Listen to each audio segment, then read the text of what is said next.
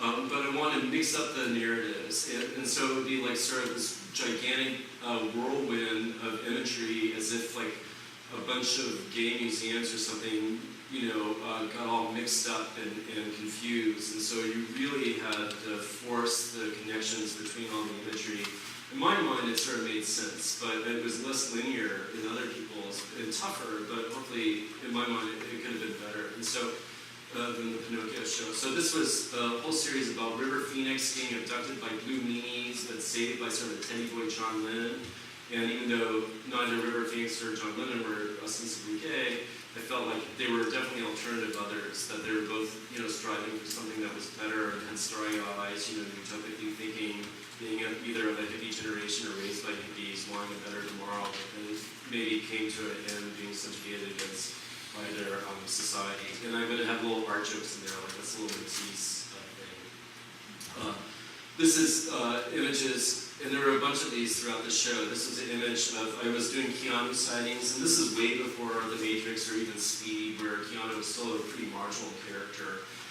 And I would encounter people who saw him at, like, say, for instance, in this case, the Chateau Marmont, and they overheard him say to another actor, dude, you can come and sleep at my place anytime. And so I would record those narratives, and sort of like a cheesy, like older, like gay artist or something would like pretend like as if I was out there plein air, kind of painting the little scenes in the hopes that Keanu might show up.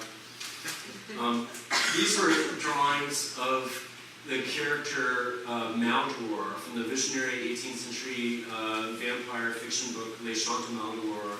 I recommend it if you've never read it. It's totally poetic and great.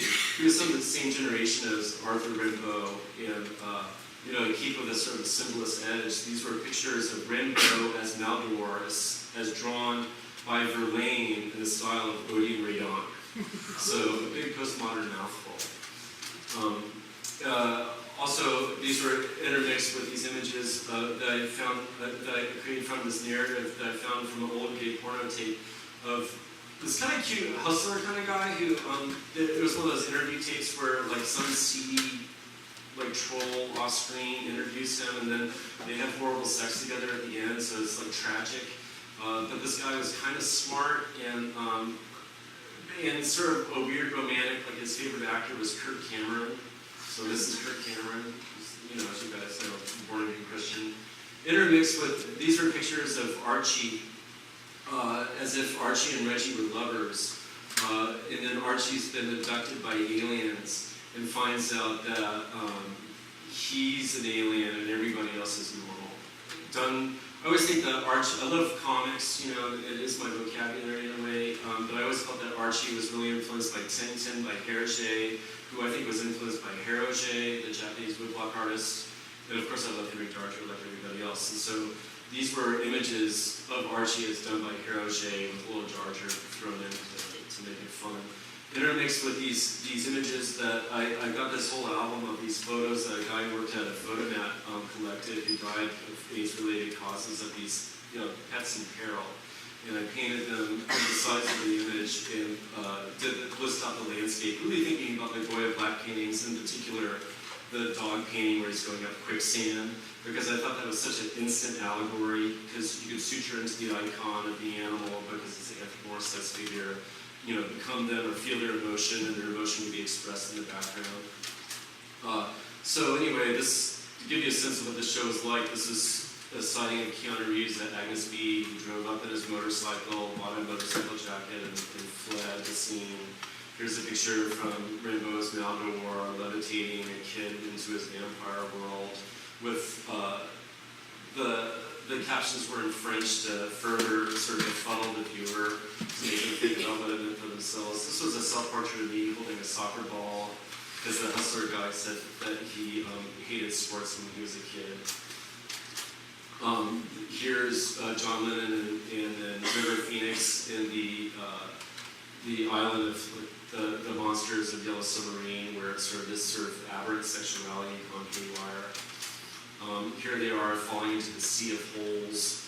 And it's like a Larry Coons joke, if you know Larry Coons.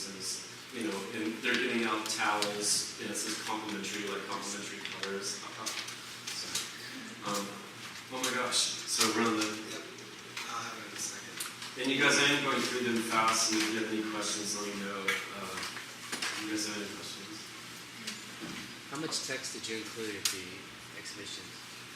I always write my own press releases to act as my artist statement, because I've gotten really good about learning that people write reviews based on those press releases, and that's basically it, though. I really want people to kind of immerse themselves in it and get it in their own way, and hopefully giving them enough allusions for them to find their way into it. This was, Archie and Reggie are having sex, and then Reggie turns into an alien, and there were like 5 different narratives that were mixed into that one, so I was sort of proud of it. This is like Picasso's The Kiss, but it's River and John, embracing the blue meanies, killing all these people.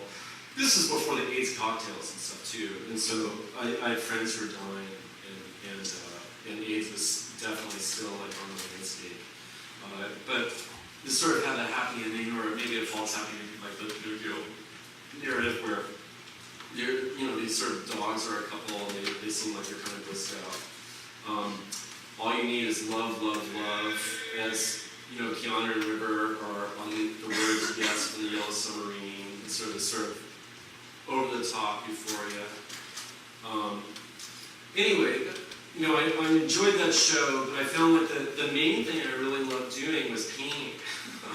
Believe it or not. And I was like reading one of those first John Richardson Picasso biographies and going like, oh my gosh, do I have to speak through all the vehicles of all these different languages? Being born into the pictures generation and reading my Craig Owens and reading all that postmodern theory, but really just loving the tactile properties of paint and wanting to like really, express myself through the motion of my hand and color in a classical way. And like, how can I get away with doing that? Especially in the early 90s when really like a lot of the art, especially the new art that emerged in the early 90s, really had so much content behind it, which was important, obviously, but, especially with painting, I love, paintings that you want to lick or run your hands through it, and I always feel it's really a visual thing, and, John Berger, of course, is right in ways of seeing, but at the same time, like, paintings do have an aura. There is something about being in front of them, being able to receive the message of them that maybe transcends language and goes beyond into another space. Even Leotard and U.C. Irvine, at the end of his life, the guy that helped to coin the term postmodernity was talking about the class I said it was called the Blanken presentation, and he was really a big San Francis fan, if you could believe it or not. And I don't know if you guys have seen the new San Francis movie; it's actually pretty good. But at the time, I thought he was sort of a cheesy artist. But he loved the negative space of San Francis because it didn't describe anything, and therefore it was ineffable. And he would talk about how the monks were doing the ancient screens, and scrolls would go to the state of Ma, M-A-W, when they would want to transcend into nature so that they would feel nature. And so when the viewer was looking at that imagery too, they would be able to transcend and go into that world and feel it in this ethereal way. And so even these guys that help to bring about ideas of language incorporated into art, obviously really important to recognize it's a language, all the politics that are involved with that, all the cognitive ideas that are involved with that. At the end of their lives, really talking about that space. Even Roland Barthes, the text that I still teach and love, is The Third Meaning. I don't know if you guys know that one, but that's the one where he talks about Eisenstein film stills, and the first meaning is like the literal thing that you describe of what it's about. The second meaning is like the symbolic meaning of what it could represent in an obvious way by Eisenstein or looking at any work of art. But the third meaning is that vertical point of view, where it's like, seeing the whole menu of what's possible or what you're bringing to an image. Oftentimes, emotion, feeling, things that you can't put into words.